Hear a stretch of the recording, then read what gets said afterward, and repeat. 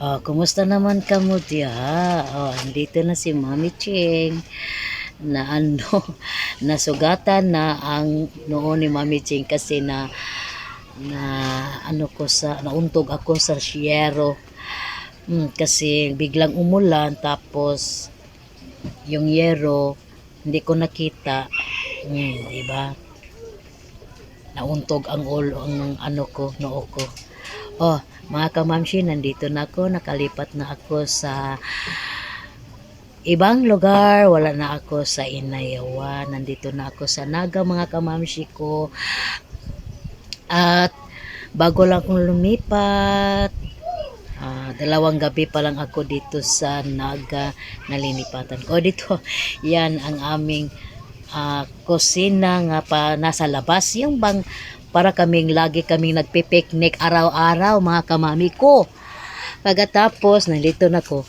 At malapit lang kami sa dagat.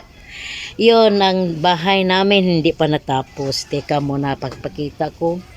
Hindi ko pala makita, may gulay. Ano ba to mga kamami ko? Sige lang.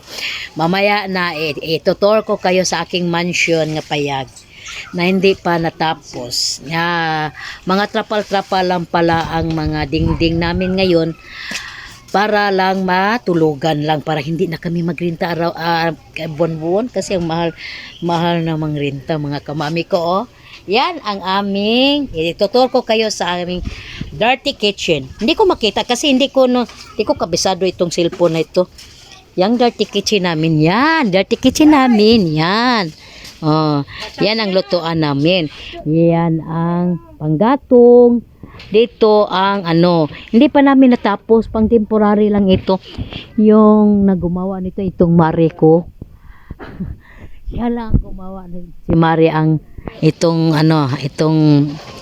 dito ang ilagay ko mga kawali. Hindi pa ako naka-arrange. Yan ang bahay namin mga kamami ko. Oh, tagpi-tagpi pa lang yan ang bahay namin mga kamami. Yan, oh, 'di ba? Pero matapos ni kapag may pera na. Dito kami nakatira ngayon. Yan, 'di ba? Oh. Okay.